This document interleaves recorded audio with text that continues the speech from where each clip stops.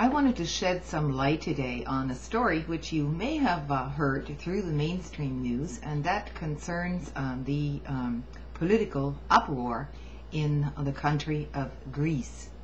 And in our Western media here, it is essentially being portrayed as some crazy situation that came about because of a police shooting of a 15-year-old student over there.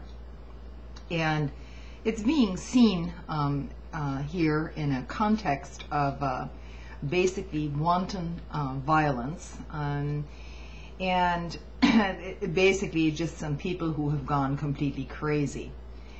Well, I'm gonna basically read some things which came out through the Associated Press, and there needs to be some reading between the lines here in order to provide some historical context, because the situation is much, much bigger and should actually concern all of us, because some of us actually have the same concerns in our own country.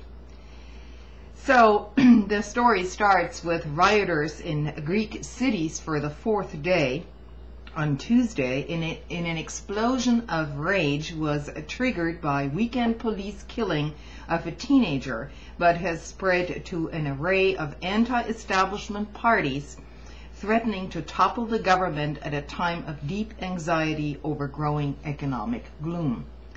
Now, when this story mentions anti-establishment parties, I would just like to throw a little bit of information in here. These anti-establishment parties, as the AP calls them, actually are probably 50% of the population, and 50% of what is going on in Greece. So it is by no means a bunch of radicals setting tires and banks on fire in Greece. The situation is much, much bigger than this. Then, of course, it goes on with the worst of these outbursts. Gangs of angry youth have looted and damaged hundreds of buildings, including banks and hotels, and torched cars, shut down much of downtown Athens. On Tuesday, police fired tear gas at protesters after the dead teenager, a 15-year-old Alexandros Grigoropoulos, was buried in a funeral attended by 6,000 people. And then it goes on to say, overnight, gangs of marauding masked youth roamed the streets, erecting burning barricades and pelting riot police with rocks and bottles. Much, much further down in this article, it continues, but the protests also drew in a variety of left-wing groups, most of whom did not participate in the destruction. Actually, it's the other way around. The protests came about because of left-wing groups who started the protests in the first place. And to give you some context, you know, Greece after World War II was pretty much divided politically, and they essentially lived under a military dictatorship, a right-wing military dictatorship from 1967 to 1974. And these left-wing student movements were responsible for toppling that government, which was a very brutal regime, which basically imprisoned its opponents without due process of law whatsoever. It was a very terrible situation.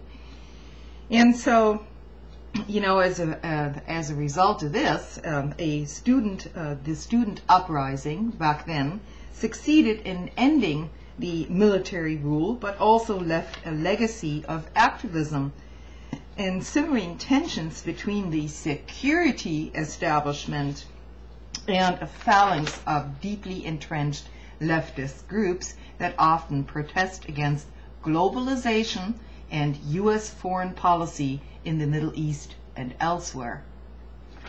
Now, you know, just look at the wording. Left a legacy, but but left a legacy of activism and simmering tension. Yeah, don't you think there should be some activism against globalization and big corporatism? Because that is precisely what is going on in Greece at this moment. It is not about one student being shot. You know, Greece is not going to shut down their airports if this situation was about one student. And the unemployment rate amongst young people as the Financial Times, as a matter of fact, points out, the unemployment rate amongst young graduates is believed to be 20%, so people can't find jobs.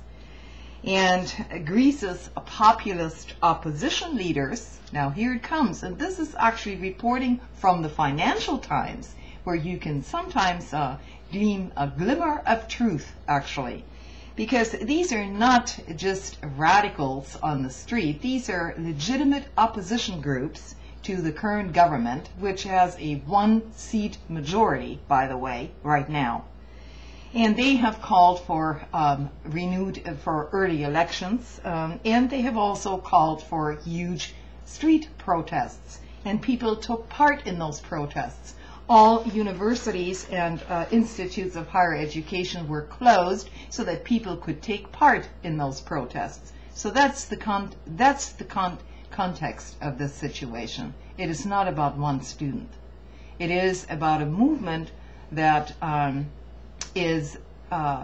tries to prevent further ultra-nationalist right-wingers to take over the country again. That's what it's about. So, just to let you know, and then of course the Financial Times, representing the financial elite, as you might say, goes on to say Greece's populist opposition leaders have exaggerated tensions by calling for huge street protests rather than quiet reflection. So you see, what they want the opposition to do is just sit down quietly. Now, you know, I'm not condoning violence against people, but you know, throwing up a few street barricades and setting trash cans on fire and so on is probably a legitimate form of protest, considering the history of that country, when people were basically killed, taken off the streets, you know, up until 1974, when anyone opposed that government over there. So please see it in a much wider context and in a global context. Thanks for listening.